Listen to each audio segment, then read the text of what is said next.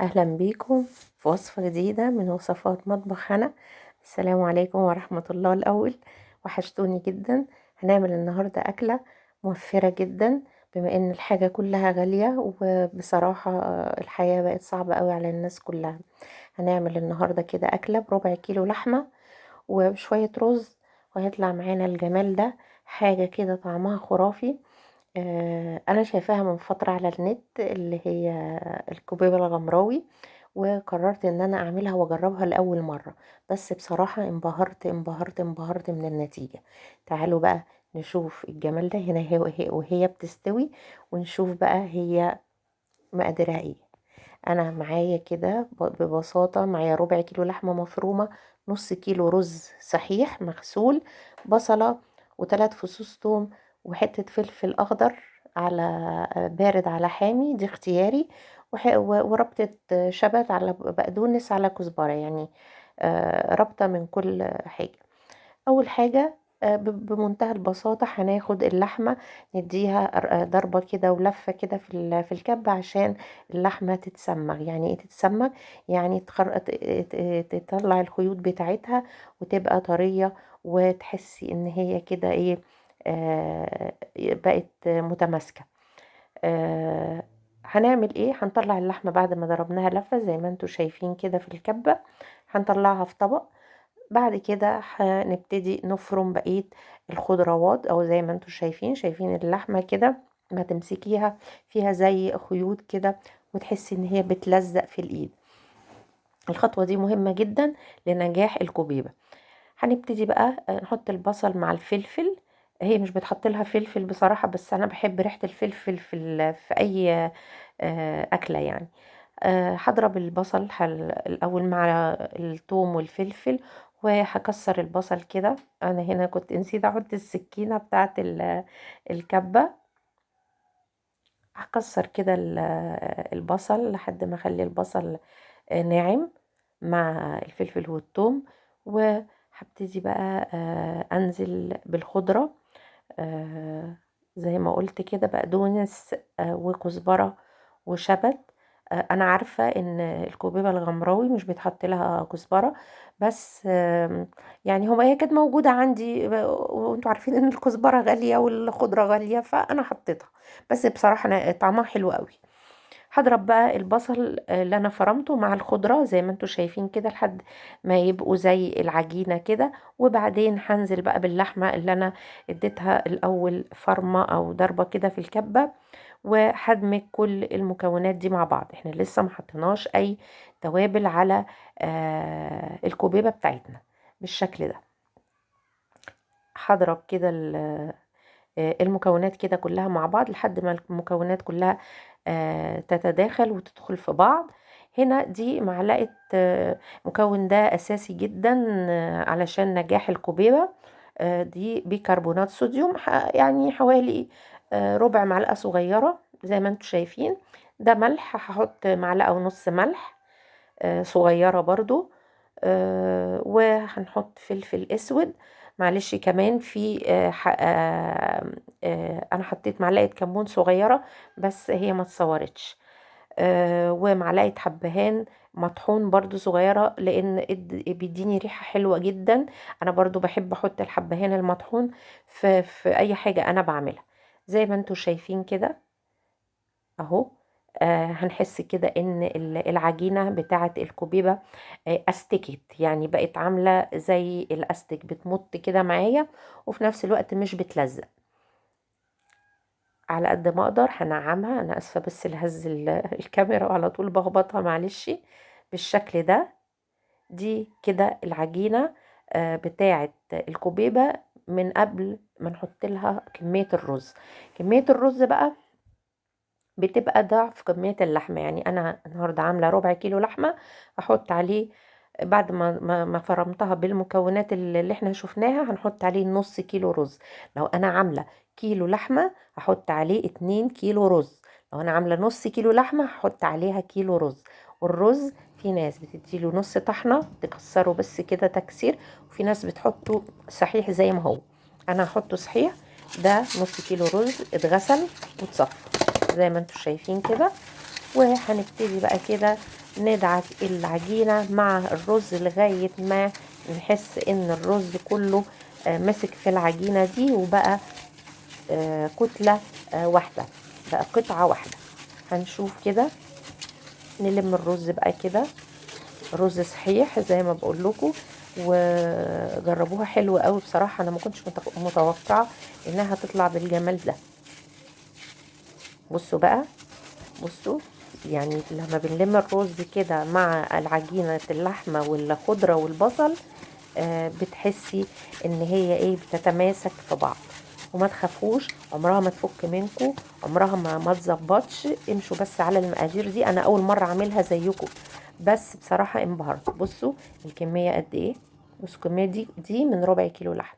هنشيلها بقى في التلاجة حوالي نص ساعة ترتاح شوية، وابتدي بقى ايه، اشكل كرات الكوبيبة بالشكل ده، زي إيه؟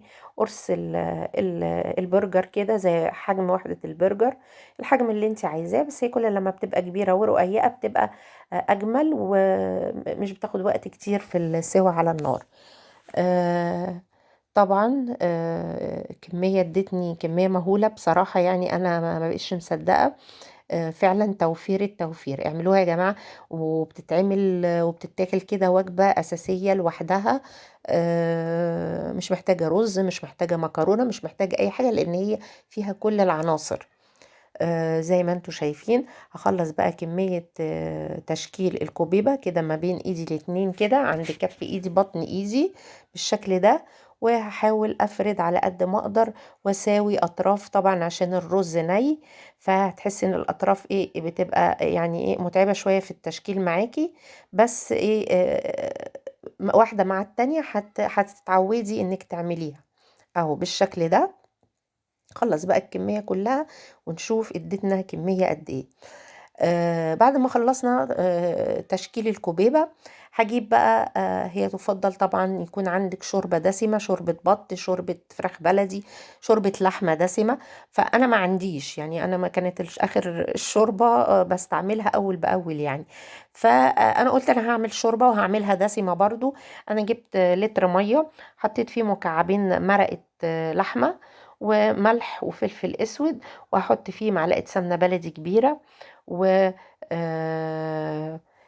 يعني هعمل انا احلى شوربه، يعني هي كاني عندي شوربه دسمه. بس طبعا لو في عندك شوربه دسمه لاي حاجه هتديكي نتيجه حلوه قوي، ودي برضو النتيجه بتاعتها كانت هايله. هجيب بقى معلقتين صلصه عشان لون الكوبيبه بالشكل ده، وهنزل بيهم في المية، وهدوب بقى كله كده مع بعض، واسيب الشوربة بتاعتي تغلي. واول ما تغلي يعني انا هحطها دلوقتي على النار تغلي. هنروح بقى نرص الكوبيبة دي، معلقة حبهان مطحون صغيرة. وانا كمان حطيت في العجينة معلقة صغيرة برضو. الحبهان بيدي ريحة حلوة قوي للكفتة. هجيب بقى حلة غويطة زي ما انتوا شايفين، عشان اتفادى ان الطبقة الاخرانية او الاولانية تلزق في القاع بتاع الحلة. هقطع شرايح بصل وطماطم بالشكل ده، ولما بيستووا مع الكوبيبة بيبقى طعمهم حلو جدا. وفي نفس الوقت مش بتخلي الطبقة الاخرانية دي ان هي تلزق معي.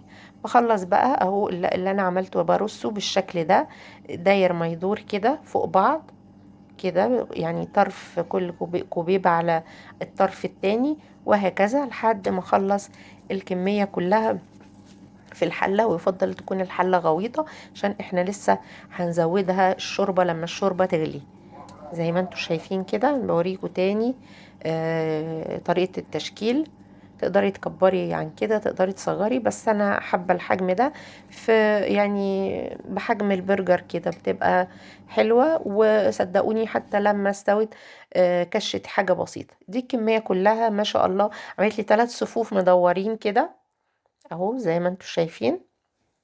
هبتدي بقى الشوربة معايا غليت، ظبطتها من كل حاجة وظبطت الملح بتاعها.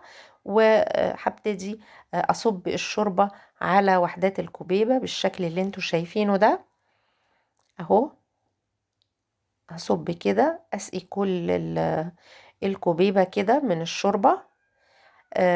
هوصل الشوربة لغاية الصف الأولاني من الكوبيبة، وبعد كده هغطيها واحطها على النار تستوي بقى براحتها لحد لما احس ان الرز استوى معايا.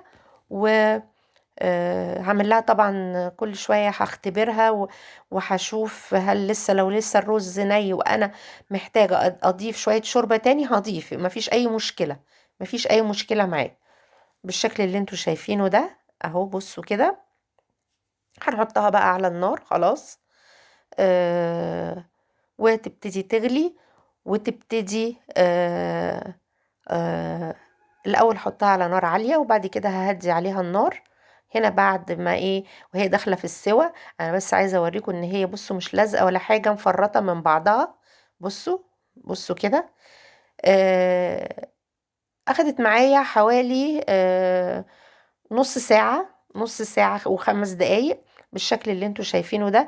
كانت كل لما بلاقي لسه الرز حاساه ني، هنا انا بعمل تيست كده بشوفها استوت ولا لأ، بس هي كانت استوت واول مرة كنت ادوقها وبجد عجبتني جدا جدا حلوة قوي وجربوها.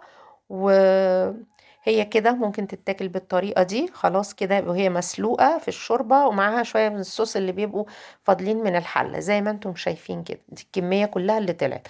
في بقى طريقة تانية اللي هي بتتعمل بالبيض، بتتقلي بالبيض. هنقلي كام واحدة كده معاكم والاتنين أجمل من بعض، يعني الطريقتين أجمل من بعض. هنكسر بيضة في طبق ونحط عليها شوية فلفل أسود ونربها بالشكل ده، وأكون حاطة طاسة فيها زيت ساخن على النار وهاخد الكوبيبة زي ما انتوا شايفين أنزلها في البيض بالشكل ده، وأخد على طول من البيض أحط على الزيت الساخن اهو زي ما انتوا شايفين كده. واول لما احس ان البيض مسك في الكوبيبه هقلبها على الوش التاني واحمرها وبتبقى النتيجه حلوه قوي قوي اهو زي ما انتوا شايفين كده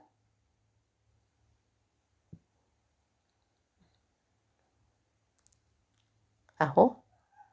لما البيض ياخد اللون ده الذهبي ده كده هبتدي اطلع وحدات الكوبيبه كده بتبقى خلصت، اطلعها على كلينكس اهو. وجبة غذائية كاملة متكاملة جربوها وهتعملوها للغدا لولادكم. ممكن تعملوها وتحطوها لولادكم في اللانش بوكس، على فكرة هي حلوة جدا اهو زي ما انتوا شايفين بتتاكل يا اما مسلوقة يا اما مقلية بالبيض كده، وكمية كانت حلوة.